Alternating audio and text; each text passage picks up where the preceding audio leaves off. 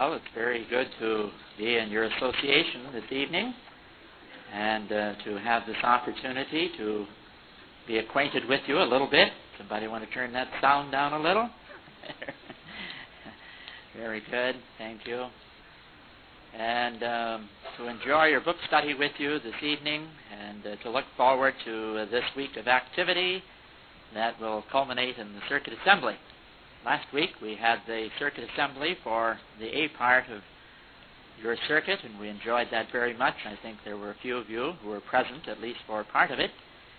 And so this week it's your turn, the B part of the circuit, and we're looking forward to another Circuit Assembly.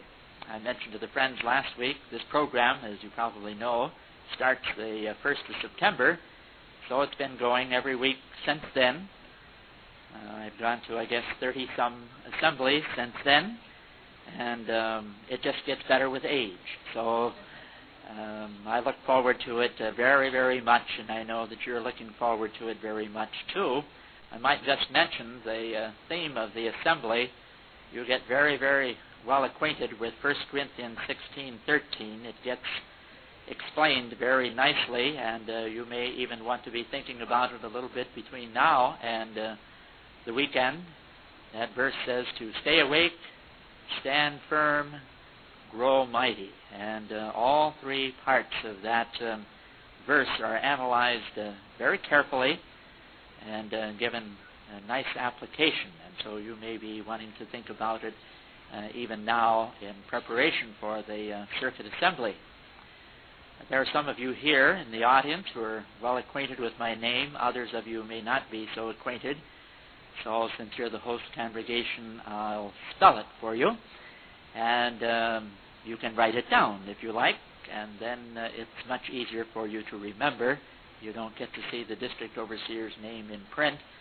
So if you write it down, then you'll have it in print. And it's not complicated like Davis. It's very simple. It's spelled E-M. You're writing it down? S-H-O-F-F. And it's just 2 syllables, Ernshoff, and so it's not complicated at all. And I already got to meet quite a few of you this evening, and I'll look forward to getting acquainted with more of you through the course of the week. Now, this week's schedule of activity is quite limited because this Friday we have our special session with the Pioneers, isn't it? This Friday. So that means that we have just 2 days to meet with you in field service because of that meeting on Friday that all the regular pioneers in your circuit are very much looking forward to, and we're looking forward to it too. I guess it's going to be held right here, isn't it? Yes, right in this Kingdom Hall. So we'll be busy Friday with that, but at any rate, that leaves just 2 days for field service. So we'll make it a full 2 days of field activity, and hopefully you'll be able to have a full share in that work too. Now, some of you may be able to go Friday morning, and that's fine, but Brother and Sister Davis and myself won't be with you Friday morning, but if you're in a position to go, well, you're very welcome to do that. Our meetings for field service will be Wednesday and Thursday. We'll meet 5 times, 3 times tomorrow and 2 times on Thursday, 9 o'clock in the mornings, 1:15 in the afternoon, and then we're going to meet at 5:30 in the evening, tomorrow evening. Hopefully many of you can be in service for an hour or so. If many of us can be involved in the field service for an hour or so tomorrow evening, much can be accomplished in that period of time. So I understand that you've essentially covered your territory with Kingdom News, but very likely there are quite a few not-at-homes if you're like most territories, and so there will be that to do, and whatever else is on tap for tomorrow will be involved in the field ministry tomorrow and Thursday, so we're looking forward to that very much. Now, some ask about what it means to be a host congregation, since you don't often get to be a host. If the circuit overseer happens to do a rotation, which he may or may not do in the circuit, on an average it would mean that probably every 7 or 8 years, you'd get to be the host congregation. I don't know how long it's been since you've been host congregation, but at any rate, you're unacquainted with it, very likely. One of the things it means that we're able to be together this evening for the book study, and to be together after the book study for a little talk. And it also means the 2 days of intensified field service. So that's a major part of being a host congregation. And so we know that you're prepared for that.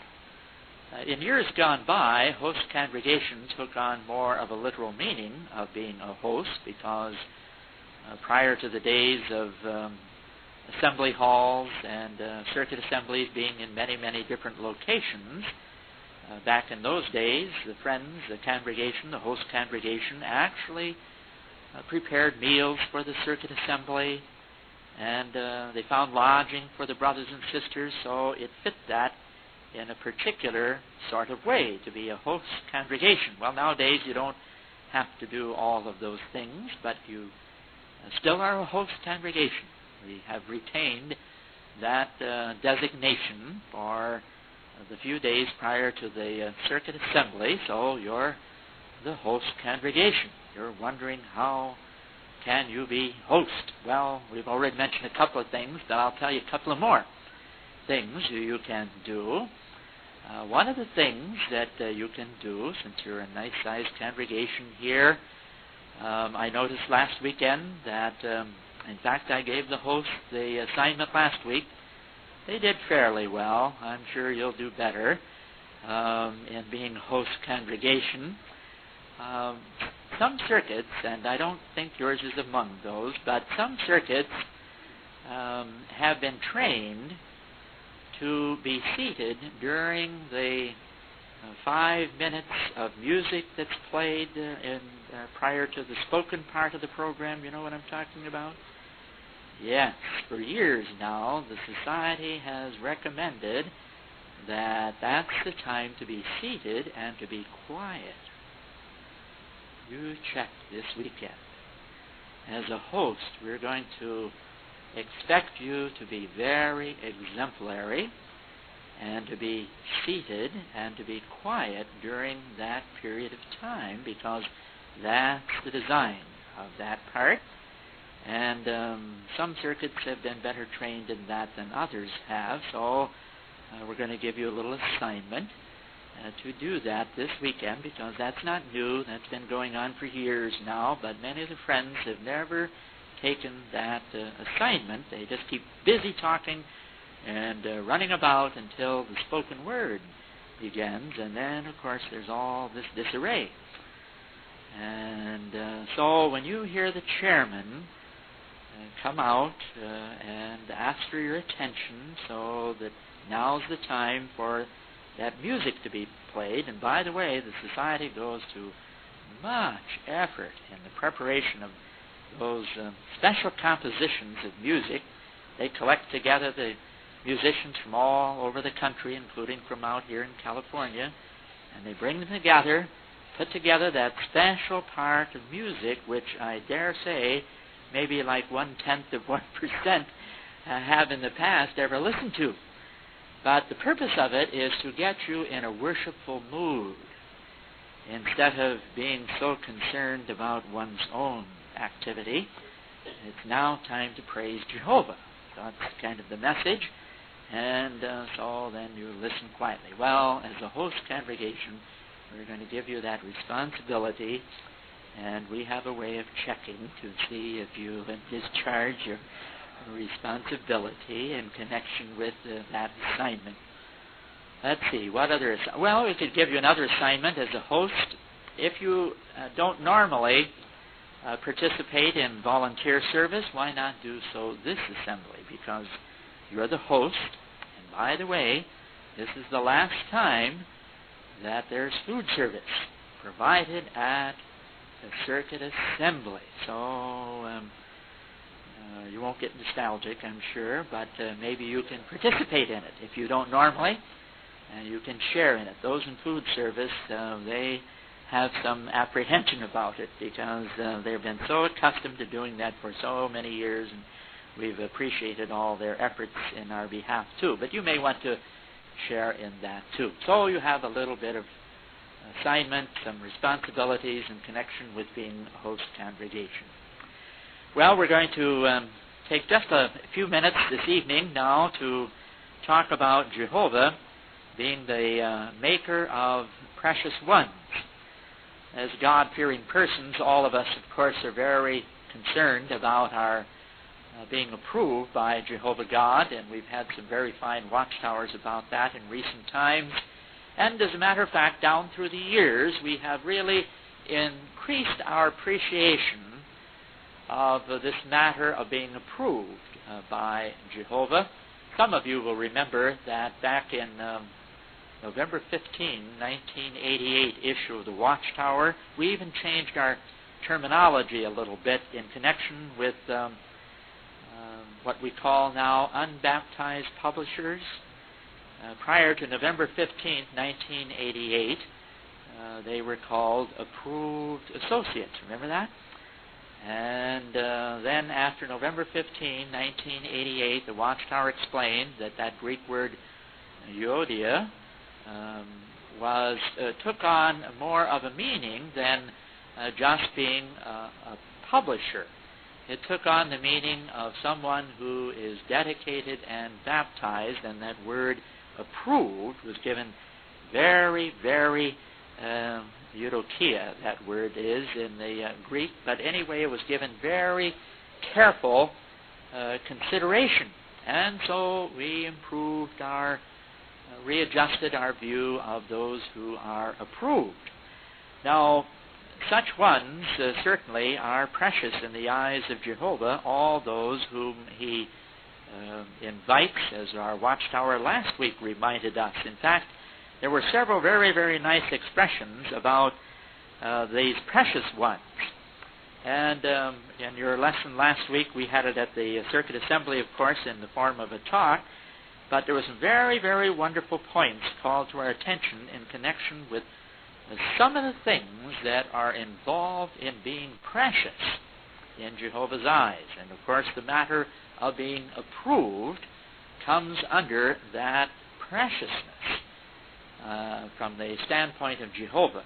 Now, one of the places in the Bible where that word is used, that is, of being precious, is in the book of Isaiah. If you'll turn to the 43rd chapter of Isaiah, you're acquainted with some of the verses in Isaiah 43, but we're going to examine the opening verses there. Verse 1, as a matter of fact, in Isaiah 43. Now, this is calling to our attention here in Isaiah 43. It's telling us about those who've been restored from released from Babylonish captivity, and restored to true worship. Notice what verse 1 says, "And now this is what Jehovah has said, your Creator, O Jacob, and your Former, O Israel. Do not be afraid, for I have repurchased you. I have called you by your name, you are mine." Even that expression certainly helps us to see that these would be very precious. But now, dropping down to verse 4, it reminds us of that. It says, "Owing to the fact that you have been precious in my eyes, you have been considered honorable, and I myself have loved you, and I shall give men in place of you, and national groups in place of your soul." And verse 5 says, "Do not be afraid, for I am with you. From the sun rising I shall bring your seed, and from the sunset I shall collect you together. I shall say to the north, give up, and to the south, do not keep back. Bring my sons from far off, and my daughters from the extremity of the earth." And of course that was true with that restoration. But now, interesting point in verse 7. It says, "Everyone that is called by my name, and that I have created for my own glory, that I have formed, yes, that I have made." Now, today we might use a little different terminology. We might say those who allow themselves to be molded, formed, created, made, at any rate, those who permit themselves to be molded by Jehovah you see there is a certain preciousness there that Jehovah looks upon very, very favorably, and how that encourages us. Like our lesson did last week, it mentioned there were 3 special reasons why Jehovah's people can be looked upon as being precious in His eyes. And it was encouraging, of course, for all of us. But now going back to the context here with the ancient nation of Israel, from our study of the Bible, we remember very clearly that as a nation they lost all that preciousness, you see. And why? Because they took themselves out of the forming or the making or the molding, if we were to use that word, of Jehovah, and lost all that preciousness, even though He said, "You are mine." Well, that didn't interfere with Jehovah's purpose. His purpose continued right on. And, of course, instead of it being an ancient nation of a natural Israel, Paul in the book of Galatians refers to the spiritual Israel as the Israel of God. And, of course, we recognize these as being the anointed ones, the composite number of 144,000. And the terminology that sometimes is used in the Bible in connection with such ones helps us to see how that these are viewed so precious in the eyes of Jehovah. For example, in 1 Peter, the 2nd chapter, just to capture the terminology here, and here in 1 Peter, the 2nd chapter, you'll recall, starting with verse 4, it talks about the head of the congregation, Christ Jesus, and it refers to Him as a living stone, rejected, it is true, by men, but chosen precious with God. And then, of course, as that chapter goes on, then it reminds us of the 144,000, and these are referred to as also stones, in fact, referred to as a chosen race, a royal priesthood, a holy nation, and a people for special possession. But verse 5 says, "You yourselves also as living stones." Now, the very fact that it uses that word helps us to see, too, preciousness, because it isn't likely that stones that are here being referred to have to do with the kind we would have in our walkway or our driveway. No, as a matter of fact, I noticed in our song this evening, we sung of them, and they're referred to as gems. That kind of stone. Gems, precious, valuable. And using that sort of analogy so that we can get some comprehension of how Jehovah looks upon these. Now, that's in keeping with what we have studied in the Revelation Climax book. I think it's on page 75. You have your books with you tonight. You can just turn to that. Yes, it is on page 75. And there, you may recall that Revelation, the 4th chapter, and verse 3 is used, and there we get a little bit of an insight into Jehovah's heavenly arrangement of things, because verse 3 says, "And the one seated is in appearance like a jasper stone, and a precious red-colored stone, and round about the throne there is a rainbow like an emerald in appearance." Well, that's pictured there on that full page there. Not that Jehovah's throne is literally made up of gems, but it gives us a comprehension of the preciousness of Jehovah's arrangement of things.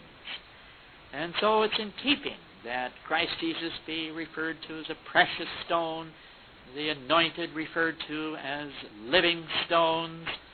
And so then getting back to us as this great crowd, prospective great crowd, the other sheep, how we too can come into this marvelous arrangement and be viewed by Jehovah in a similar way. We would certainly desire that, would we not? Because we too very much want the favor and the approval of Jehovah God to such an extent or degree that He can bring us out of the Great Tribulation. Well, down through the years, we have studied quite a few prophecies that have dealt with the great crowd and how they're viewed, and then again in recent times we have too One of the places in years gone by that we have studied about the great crowd is in the book of Haggai. So if you'll make your way to the book of Haggai, we're going to examine a couple of verses in the second chapter of Haggai.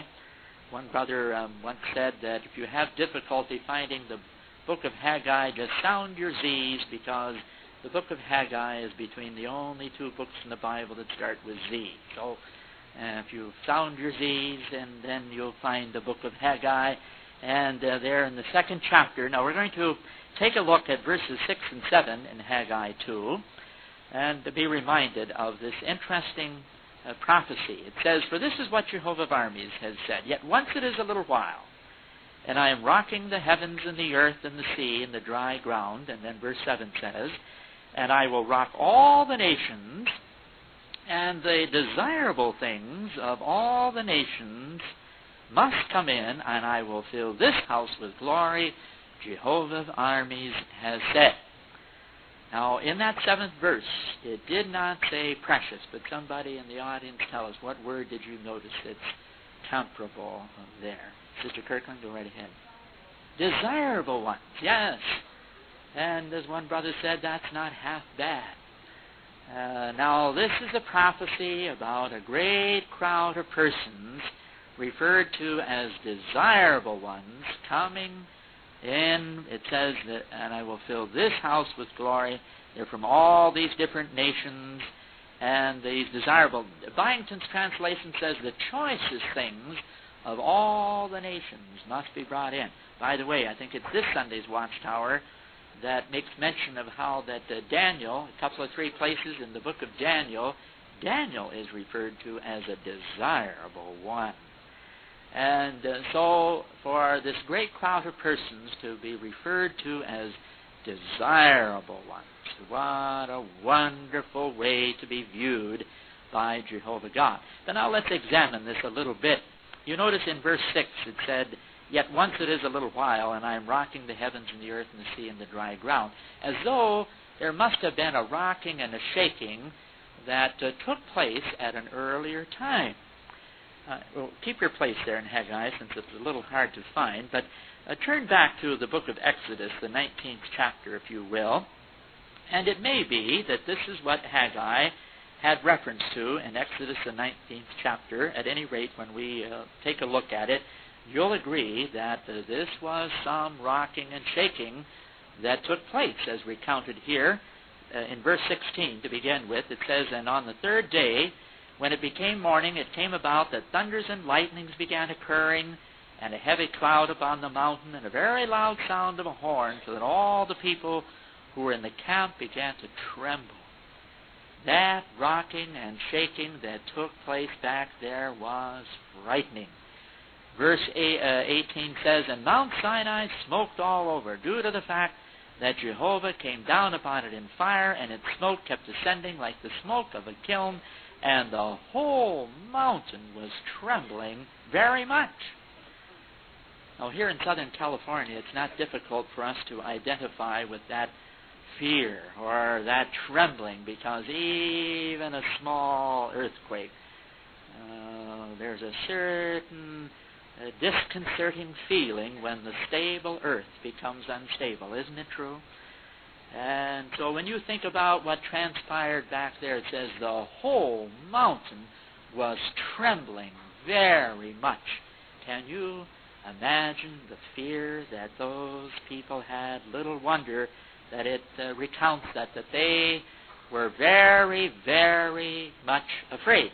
Well, at any rate, it may be that that's what Haggai was referring to. But now, going back to the book of Haggai, in verse 7, it says prophetically, "And I will rock all the nations, and the desirable things of all the nations must come in, and I will fill this house with glory, Jehovah of armies has said." Well, as we've studied again tonight, we've had it called to our attention many times that the eventful year, 1935, yes, that's from that time forward particularly. Now, that doesn't mean that if a person learned the truth or should be that old that he goes beyond 1935, that they were not precious or desirable, but as a class, as we're reminded again tonight, as a class of persons, a great crowd began to be formed 1935, and so since that time, this great crowd has come in. Now, the Revelation Climax book comments about the rocking and the shaking that Haggai was talking about here, and I think it's on page 107 if you want to take a look, because we studied that some time ago, a few weeks ago anyway. Haggai 2, verses 6 and 7, there was a nice little readjustment in the Revelation Climax book in our understanding of Haggai 2, 6 and 7, and I'll just read part of it to you there from that paragraph, where it says, "Since 1919 in particular, Jehovah has had his witnesses to proclaim his judgments among all elements of human society. Satan's world system has been rocked and shaken by this global warning. As the warning intensifies, God-fearing humans have been stirred to separate from the nations." And then it goes on to say, "It is not that they are shaken out by the quaking in Satan's organization." And that was very, very helpful when we got the Revelation Climax book to see that it wasn't just the problems of the world, or particularly the problems of the world, that caused people to come out. And that was a nice readjustment. Now, that doesn't mean that problems in the world can't cause people to do a little thinking, and maybe this truth does help them to respond some. But did you notice what it is, the rocking? It's the warning message. And it's the warning message that causes people to come out. You know how we've reasoned in the past. We'd say if some calamity or natural disaster occurred, we'd say, well, now that ought to get people to come out. Now surely they will listen. Well, it's true that the next day after an earthquake, people are a little easier to witness to. And as a matter of fact, kingdom halls fill up. Attendance at circuit assemblies is higher when there's been an earthquake a day or two before. So it does have a certain effect. But it generally doesn't last too long. The psychologists claim that at the best it will last about 10 days. People do what's called a psychic shutdown, and then they wait for the next thing to come. Although I got a little report from some of the friends in Oklahoma City with that terrible tragedy there, that the witnessing was considerably easier the next couple of days. So it can make witnessing easier, but as far as the rocking of the nations that causes these desirable ones to come out, you notice the Revelation Climax book says it's the warning message. And so, understandably, as it has intensified since the year 1935, continues to do so right down to this day, you see, that's what causes people to come out. And what a help that is to us. Because the more frequently we cover the territory, like with Kingdom News 34, world around, and there was a warning message, is a warning message in that tract, is there not? And when you think about the watchtowers and the awakes, the powerful warning messages that appear in practically each issue, if not each issue of the watchtower. Now, it's true, we present the message very kindly and gently, unhurried, but if a person opens that magazine and starts to read, it is powerful, is it not? In its denunciation of Babylon the Great, of Christendom, and of this entire wicked system of things, so that these desirable things of all the nations can come out. And of course, we're anxiously awaiting the effect that Kingdom News will have in that regard too, because of it adding to this warning message. So what happens? We go around the territory again and again with the warning message, and all of a sudden up pops the Bible study. And we may think that we had a lot to do with it. Maybe we did. But at any rate, you see, the warning message continues to be given, and so the desirable things of all the nations can come in. Well, that's where we fit into the picture. I'm sure that none of us here feel that since we got baptized, that we were the last of the choice things or the desirable things of all the nations. We may have estimated ourselves a little bit that way at the time of our baptism, but no, hopefully we haven't concluded that we're the last ones and that there's no one desirable left out there anymore. No one else wants to be molded by Jehovah. No, hopefully we have not drawn such a conclusion, because that would be unfounded, would it not?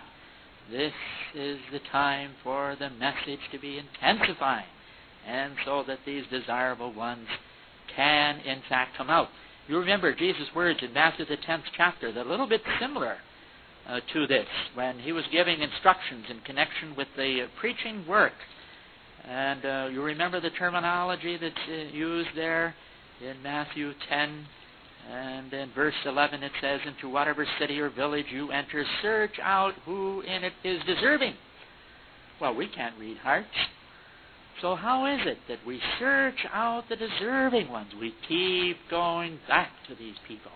And we've been encouraged that wherever, well, I don't want to say wherever, but at any rate the Kingdom Ministry did say that this month we would be making many, many return visits in search of these deserving ones, because all of us no doubt have already placed quite a few Kingdom News 34, and so now many, many return visits.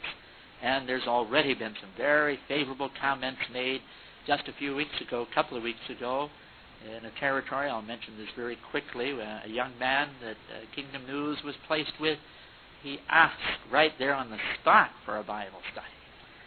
So there's no doubt many of such experiences, and we'll be anxiously awaiting some of those experiences. Perhaps you've had some too. Well, in verse 13 it uses that similar expression. But if it is not deserving, you see, very similar to these choice, precious ones, these desirable ones from all the nations. Now, there are many, many experiences about people who are showing themselves to be very, very desirable. I don't know if you've heard this experience or not, but it's kind of interesting, a little different. It is unique, I think. This pioneer brother in Poland wanted to see how people would, how they react to the magazines by just seeing the magazine. So he tried this by reading the magazine while riding a bus. And maybe you've tried that in public transportation or whatever. Anyway, it says after he got off, he stopped at the kiosk.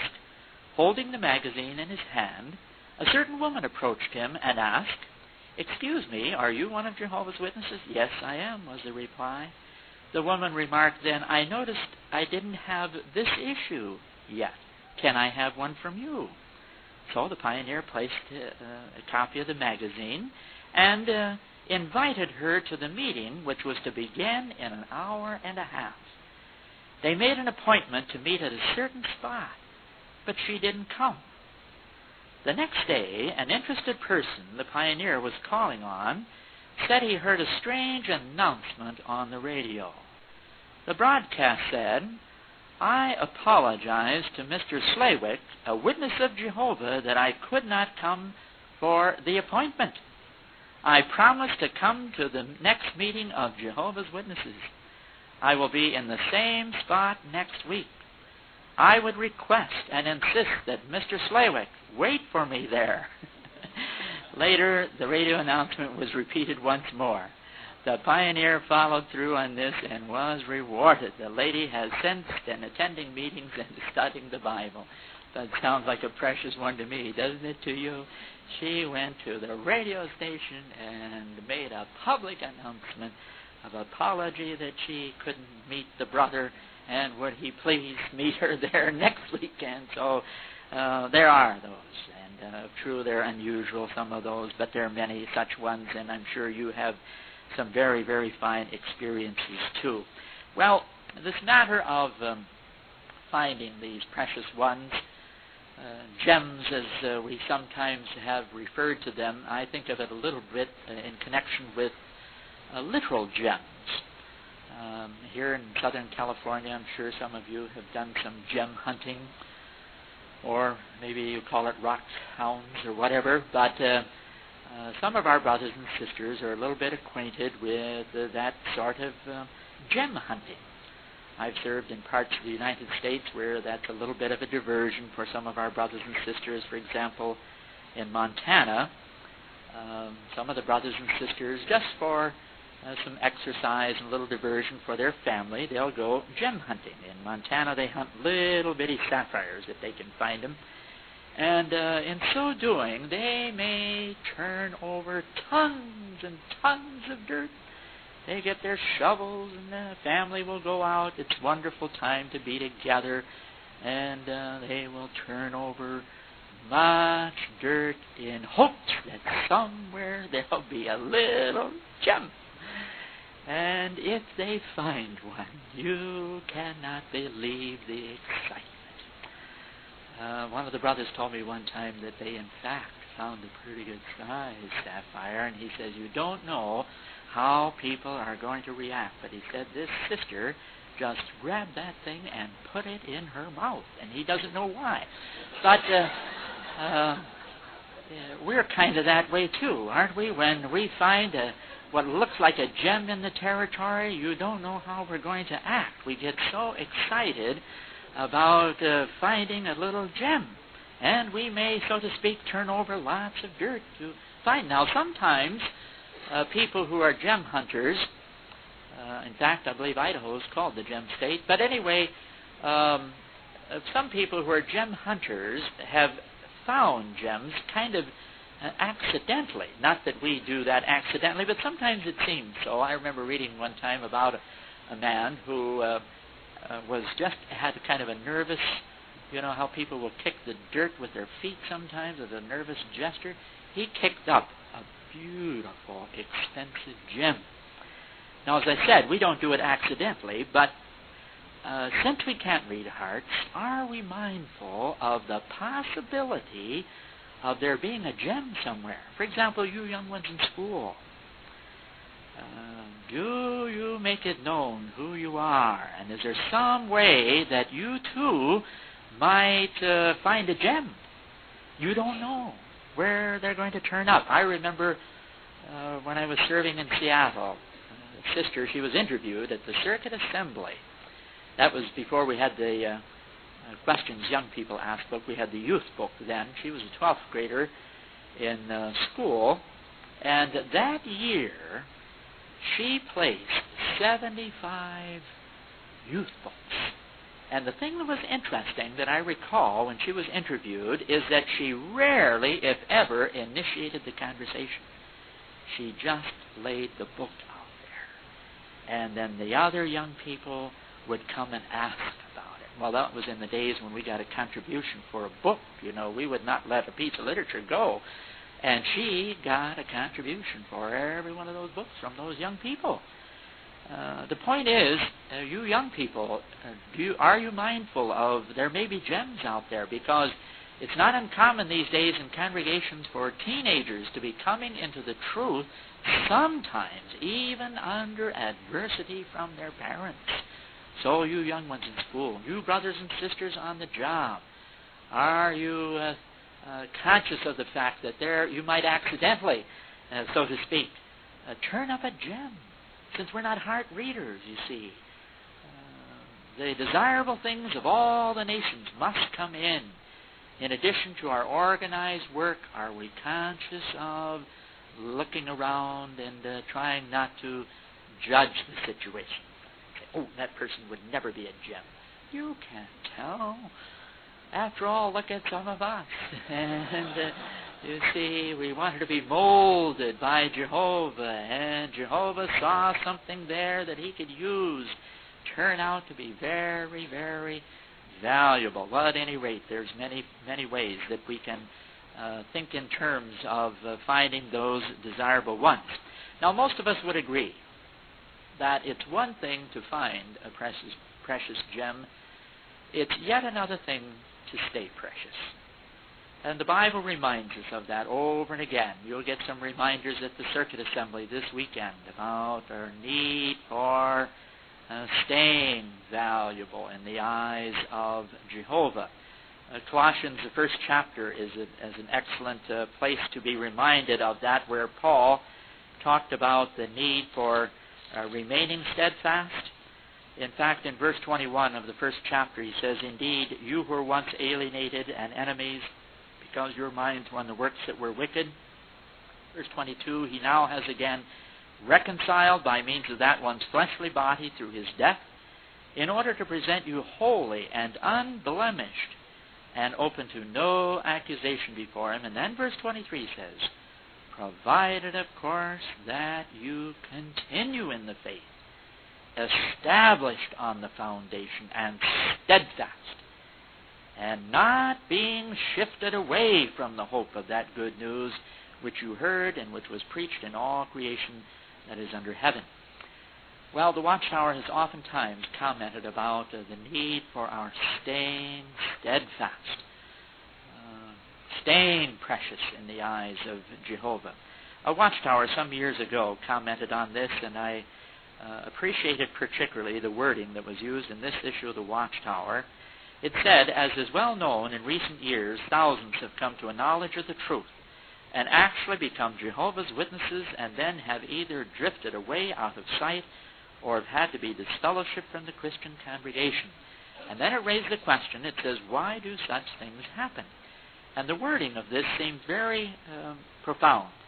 It says, fundamentally, it is because these ones never stayed in the truth long enough or went deeply enough really to get to know and love Jehovah as a person. It says, oh yes, they love the truth and the happy association with the brothers and the kingdom prospects, but they never learned to build up between themselves and Jehovah as between one person and another person that close personal binding attachment and devotion that nothing can break. Now that's precious, isn't it? And so it said there that some don't stay long enough or go deeply enough. And this has been something that has been observed in recent years, that sometimes people quickly identify the truth and they associate with us and they become dedicated and baptized, but have they been helped to go deeply enough as they progress down through the years? And for that matter, what about our own children? Of course, thinking in terms of what would be fitting for their age, but do we as parents and as elders too, because we play a role in this too to some degree, do we help them to go deep enough? It seems very, very vital to do that so that they are well established. And as this issue of the Watchtower pointed out, it doesn't seem that that they're so unhappy with the truth. You see, the world seems to be very, very clever, and I know you know about this. It's insidious in its way that it can get at some of our young people. Sometimes I've spoken to some of these young people who have decided they're going to walk out on us and so on down the line. Rarely have I found that they are mad at the truth. I often ask that. I said, what are you so discontented with? Are you mad at the truth? No. Well, what are you so mad at? And do you know what it generally is? Their parents. And so to hurt their parents the most, they walk out on the truth because they know that will hurt their parents more than anything in the world. So what does that emphasize in our minds? Well, it emphasizes that we need to help these young people to go deeply enough to build a relationship with Jehovah, so that with all this cleverness to make parents look like they're something from out of this world, to transcend that. So that if they get to believing some of these things that they see so much of on TV and so on, to see that, yes, their love for Jehovah will carry them right through this, so that hopefully, no guarantees, of course, but hopefully that will help more of our young people to stay precious, because they certainly can be viewed as being very, very precious in the eyes of Jehovah. Now, the Bible oftentimes gives us counsel about having a very positive view, even when we ourselves, not just young people, but anyone, any of us, if we ever experience any kind of a spiritual problem. One of the places is in the book of Hebrews, the 12th chapter. If you'll take a look there in Hebrews 12, you notice the positiveness of the Bible. It doesn't ever suggest even that if we're having some kind of a problem or situation that, well, we ought to just give it up. No, never. Notice how it's worded here in verse 12 of Hebrews 12. Hence straighten up the hands that hang down and the enfeebled knees, and keep making straight paths for your feet, that what is lame may not be put out of joint, but rather that it may be healed. How refreshing that is in comparison to the world, where if you don't measure up, why, oftentimes they have little room for you. Hang it up, throw in the towel, whatever their expression they use. But not so in the Bible. It always encourages us to keep at it. And then it gives some very nice counsel here in this 12th chapter. Verse 14 says, pursue peace with all people. Verse 15 says, carefully watching that no one may be deprived of the undeserved kindness of God, that no poisonous root may spring up and cause trouble. See, that would not be good. And then verse 16 says that there may be no fornicator. And now notice what it adds in that same verse. Nor anyone not appreciating sacred things. How long has it been since you took the time to examine what is it that we believe is sacred in the eyes of Jehovah? Now, there's a powerful example given here. Esau was one who did not appreciate sacred things. Well, I took the time to dig out a watchtower, and I'll show it to you. It was the June 15th, 1988 issue of the Watchtower, a study article, Do You Appreciate Sacred Things? It specifically lists 13 different things, not that that's all there are, but it lists 13 specific things that are sacred to us from the standpoint of the Bible. Now, you could probably guess what some of those are. One of those is marriage and the family. It is sacred to Jehovah. The Bible says, nor anyone not appreciating sacred things. So how important that is. Well, interesting, I just must add this little comment that a few weeks ago I was with an elder, and lo and behold, I was surprised in the end sheet of his Bible. He had listed the 13 things that June 15th, 88 issue of the Watchtower counts as sacred. And he said he uses it for his own benefit, and he also uses it in speaking to the brothers and sisters, the things that are sacred to Jehovah, lest any of us become like Esau. I closed my Bible there, and I didn't intend to. I hope you didn't. But in Hebrews 12 there, now notice what it goes on to say in that 12th chapter. For example, in verse 18, it says, the seriousness of this, it says, for you have not approached that which can be felt, and which has been set aflame with fire, and a dark cloud, and thick darkness, and a tempest, and the blare of a trumpet, and the voice of words, on hearing which voice the people implored that no word should be added to them. What does that remind you of? What we read back there in Exodus 19. Paul says, no, that isn't what we've approached. That frightened those people so much. They begged, they implored Jehovah, don't do that anymore. Don't do that again. It is so frightening. No, Paul says, that isn't what we've approached. In verse 22, he says, you have approached a Mount Zion and the city of the living God, heavenly Jerusalem, myriads of angels, and so on down the line. Well, true, contextually, that's talking about the anointed. But in an extended way, you see, this is also describing this great spiritual temple-like arrangement. And the very thing we read there in Haggai, the things, the desirable things of all the nations, that spiritual house. Paul says that's what we've approached. And how wonderful that is. So verse 25 says, see that you do not beg off from him who is speaking. For if they did not escape who begged off from him who was giving divine warning upon earth, much more shall we not if we turn away from him who speaks from the heavens. At that time his voice shook the earth.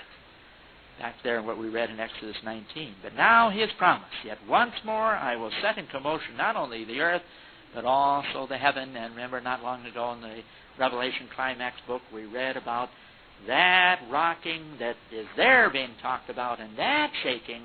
Yes, that will result in the complete removal of this wicked system of things. And there's not a one of us that want to be shaken in that way. Nations providing the basis for bringing us out of the Great Tribulation.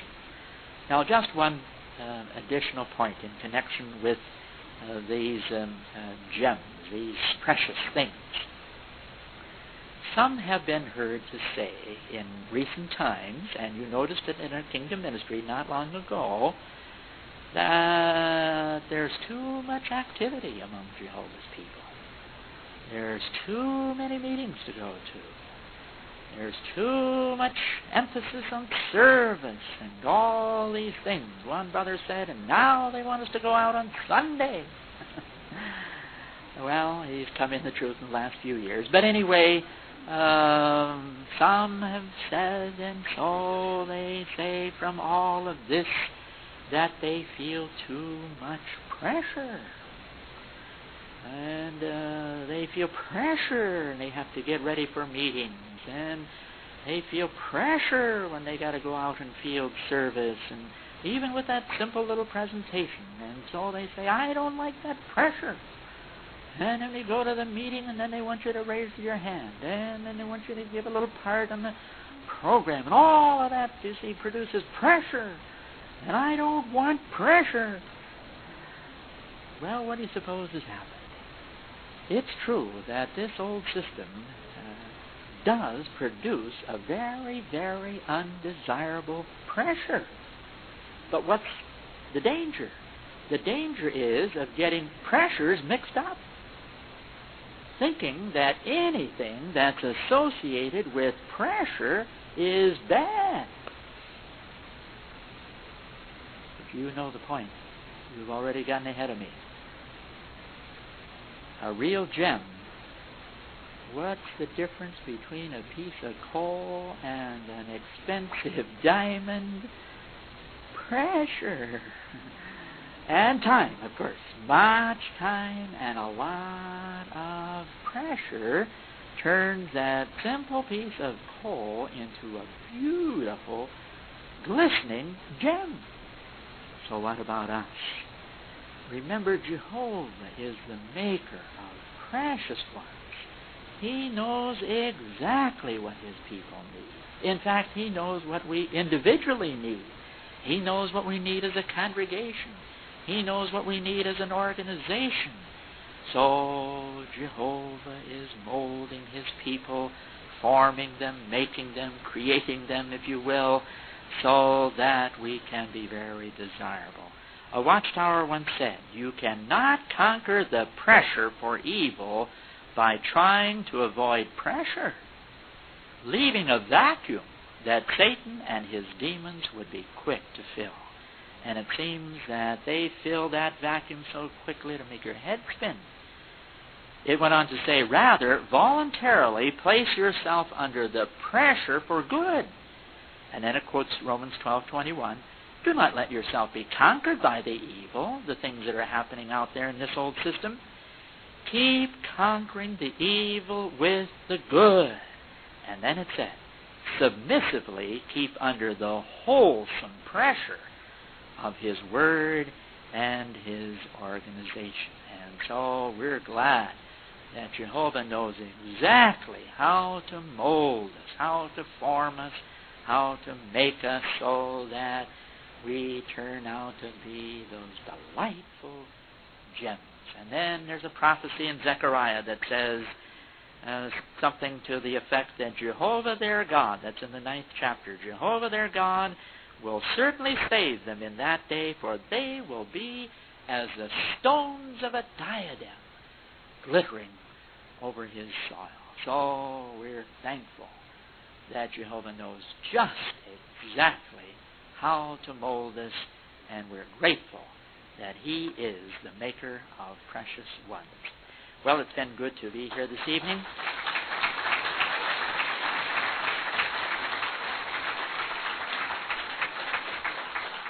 And we look forward to our week of activity together.